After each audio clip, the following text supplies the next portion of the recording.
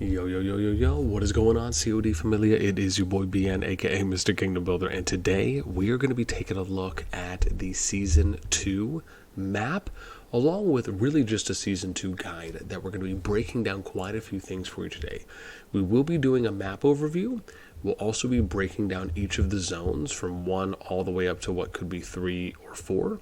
We'll also be taking a look at the Augerstone. We'll be going through some of the chapter timelines, take a look at Behemoths, maybe if we can village in some of the structures, then if there's any new rewards and or leaderboards that we can also take a look at to maybe round us out.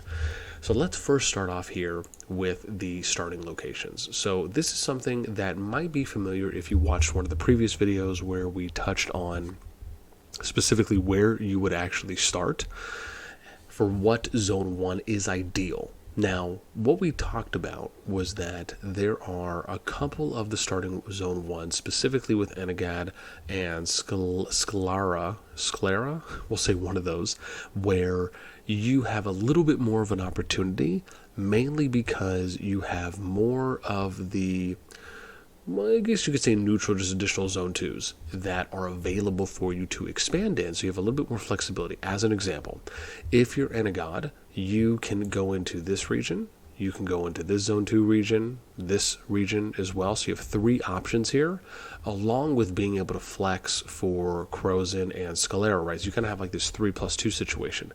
Very similar with Sclera, you can do the same thing, 1, 2, 3, then you can go into Enagad or Orion.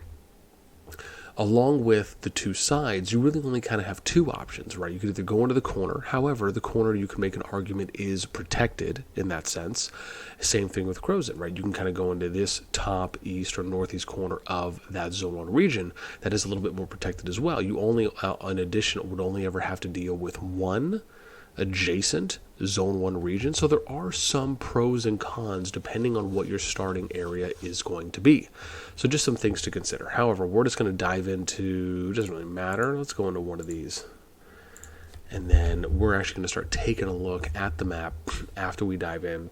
I think we might actually have to defog this as well, which if so, yeah, see, it looks like we will. That is slightly unfortunate that we're going to end up having to defog this entire area. What a letdown. Well, let's see if we can at least take a look at some Augerstone. That'd be nice. Ooh. Okay. So we got Unbroken Tides, which is all alliances must build a total of 10 Alliance Core Fortresses by the end of the countdown. Okay. Golden Dreams. All lords must defeat a total of 80,000 dwarf patrols. This also allows for Giant Bear to be unlocked. Resurgence, going first chapter. That's very similar to S1+. And then we have End of Indecision. Your alliance must occupy a Giant Bear lair by the end of the countdown. Level 3 Darkling 4, and then you get Scout access for level 1 passes. The time is now. So 4th Augerstone looks like that unlocks Frost Giant. And that's what? Destroy 20 level 3 plus Darkling forts. Number 5, Land of Ice and Snow. Your alliance must occupy a Frost Giant lair by the end of the countdown.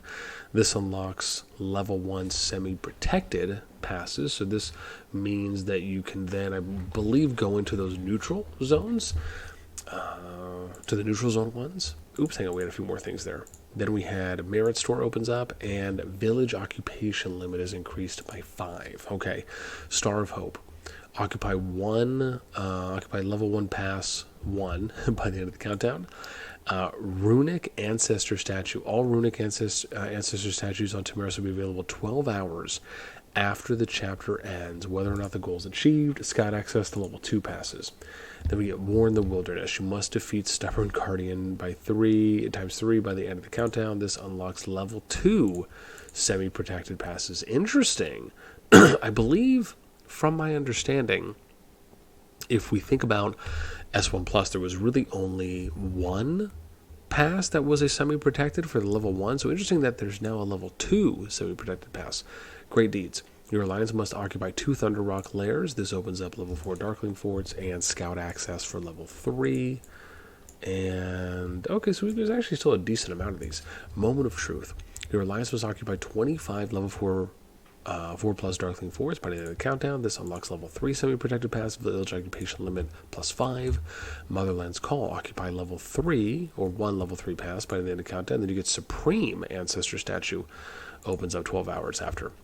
Ember of Hope, you must defeat Raging Guardian 3 times 3 by the end of the countdown. This will unlock Alliance power rankings and also awaken Dwarf High King. What? The Balerian force will be replaced by Darkling legions after the chapter ends. The challenging difficulty remains the same. Okay, interesting. Okay, glorious names. Your alliance must be in the top 20 of the Alliance power rankings by the end of the countdown, and then this unlocks level 5 Darkling Fort and Scout access. This is level 4 passes, so we don't know if there's a Zone 4. This could be level 4 passes similar that get you access to Zone 3, or actually could be a Zone 4. We'll have to wait and see. Your alliance must occupy 30 level 5 plus Darkling Forts by the end of the countdown. This will unlock level 4 semi-protected passes, Heroic Ascension, and Village Occupation increases. War and Peace is just level 4 pass. You must gain a total of 25,000 merits. Swords into Plowshares. You must gain a total of 25,000 merits during the quest period before the end of the countdown. That's where Hydra will open up. Wow, actually seems like there's a lot more, maybe at least a few more maybe here. Conspiracy, your alliance must occupy one Hydra. Level 6 Darkling Force will open, and then Scout access for level 5 passes. Okay, so this is interesting. Maybe this is giving us the indication that there is 4 zones, mainly because if you think about Zone 3 and S1 Plus, you did have a level 4 pass, right? But you've never had level 5 passes before. So maybe there could be 4 zones here, and then the level 5 pass will act like a level 4 pass for Zone 3 and Atherin, where you have the North and the Southern level 4 passes that will then open up after the level 3 passes. Unparalleled Bravery. Your alliance must destroy 25 level 6 or level 6 plus Darkling Forts. That'll open up Necrogiant Salvation. Must occupy 1 Necrogiant. Ramparts at Daybreak. Your city must reach level 25 by the end of the countdown. Level 5 semi-protected. Heroic Struggle. Village Occupation increases. Peaks and Valleys. Occupy level 5 pass. The Art of War. You must get a total of 35,000 merits during the quest period. Cross-region alliance opens here, and then you have some similar names like Lightbearer. That's one we've heard before. This is where Mist will be dispelled, so we'll actually have a chance to look level 7 Darkling Forts. Hearts Toward Dawn. This is where 20 level 7, and then you got the Frost Dragon that'll open up. Strongest War Pet. Ooh, level 25 War Pets will start appearing at 0 UGC after an alliance occupies the Frost Dragon lair. Okay, so that's pretty cool for those of you that are looking to get some max level War Pets. Winter's King, your alliance was occupied by Frost Dragon. This is where level 5 pass will be opened. All alliances can attack passes bordering their territory. Okay. A Worthy Claim, your alliance must occupy level 5 pass 2 times by the end of the countdown. Magma Daemon will open, and then your alliance must occupy 3 Magma Daemon layers at the end. Okay, interesting. Let's look at some season overviews. What do we have here? Anything interesting? Phase 1, Behemoths. 2, Dragon. Oh, interesting. So we got some season reset stuff here. But to be fair, this looks like it's the same. I'm shocked that they didn't add War Pets in here. I mean, again, bear in mind that, or even if, this is my thing. What I would love for them to have in here, right, tell me if you agree with me on this. They should have season reset and then a thing below that that says what does not reset, right, or what stays with you forever. That would be great. Just a thought there. Let's see, season features. We have a new realm. Proving Grounds, new stories, new behemoths, purifying villages, semi-protected passes, Last Hope, purifying behemoths, resource boom. So this is interesting, right? Resource points across Damaris have been upgraded and will now provide much greater amounts of resources. That's kind of nice. Then you got the higher star ratings, the PvP. Let's look at season rewards. I wonder if that potentially differs. Oh, look at this. Excuse me. Division is S2 1001. That's interesting how they've updated this one. Let's take a look. Anointed, Magma, Artifact Compendium, Crystal Store, you get 500 plus. Anointed, let's see here. Okay. So it doesn't look like it's too different. but you got to be level 16 to get some rewards. Okay.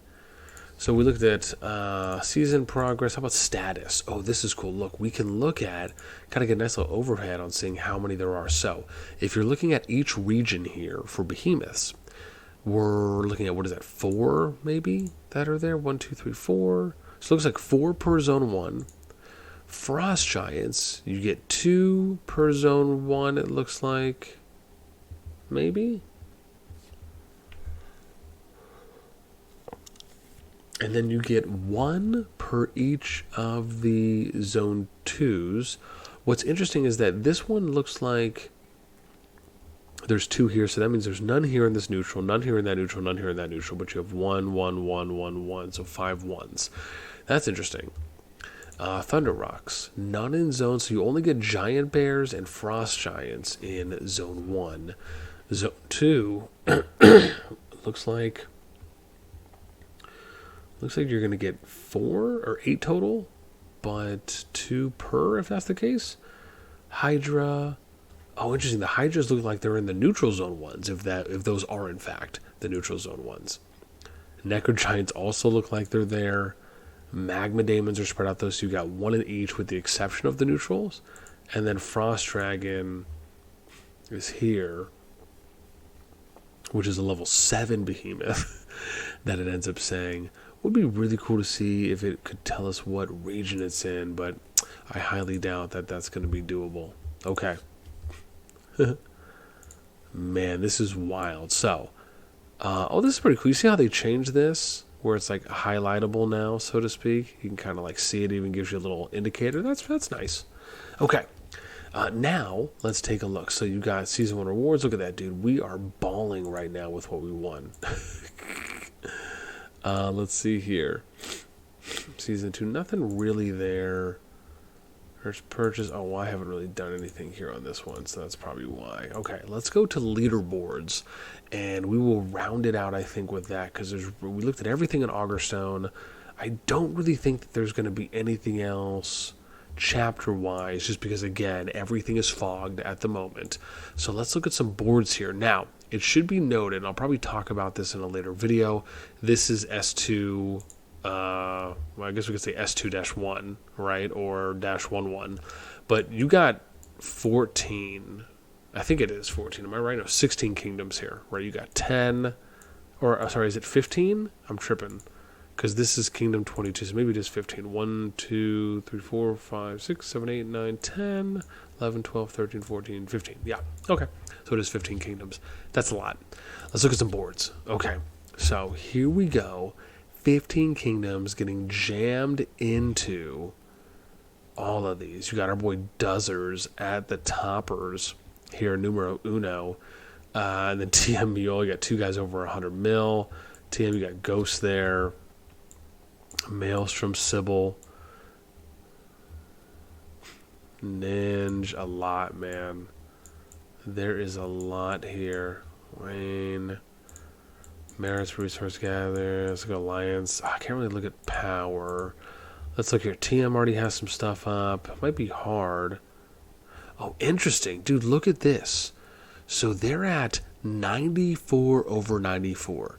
Now, bear in mind that as of recording this, the map just opened 3 hours ago? A little less than 4 hours ago, right? So, as far as off reset. So, usually, they should be at a 40 cap for their alliance, right? This is interesting because they're at 94. Now, bear in mind, they have placed their core plus 3 flags, but that should not boost you from 40 to 94. That's a 54 spot increase.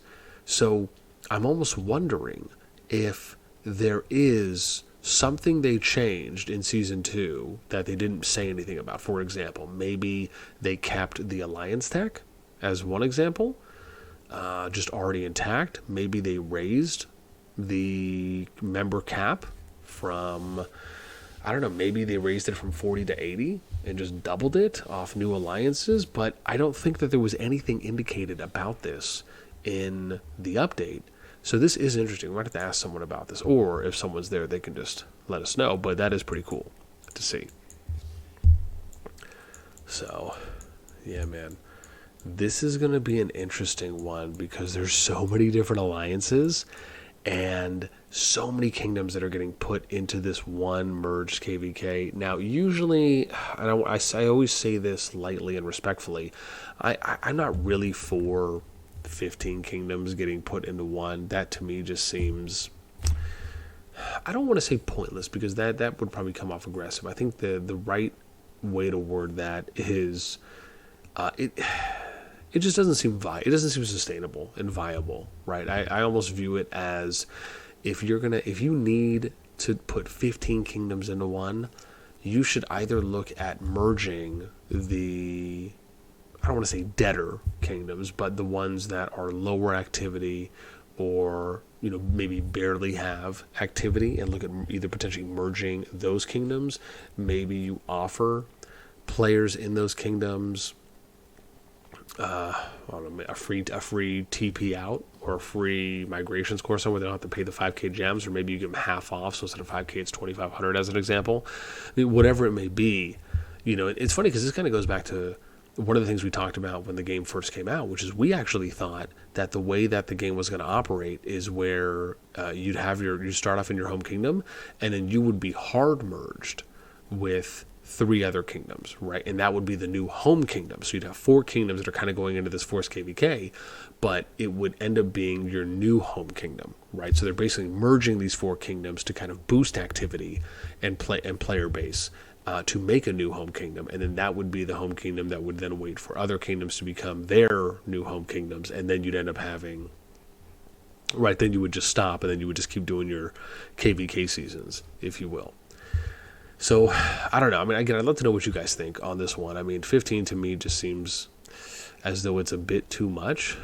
And it would really, I mean, again, I guess part of it you can somewhat understand because there's not enough kingdoms right now that have been I don't want to say alive, but that have enough not history, but timeline, if you will, years, we'll say, to where they're already at a point where putting them in season 2 just makes more sense than maybe delaying it, right? But 15 kingdoms is still a lot. So anyways, that's going to do it for me. I hope you guys enjoyed this one. If I am able to get the fog cleared on maybe one of my other accounts that I have in one of these 15 kingdoms, it's a little bit higher level to where I might be able to, then we'll show you that off. If not, most likely towards the end of the season once Lightbearer hits for the fog to be cleared. But would love to know what you guys think. Man, let me know in the comments down below. That's going to do it for me. As always, until next time, I will catch you later.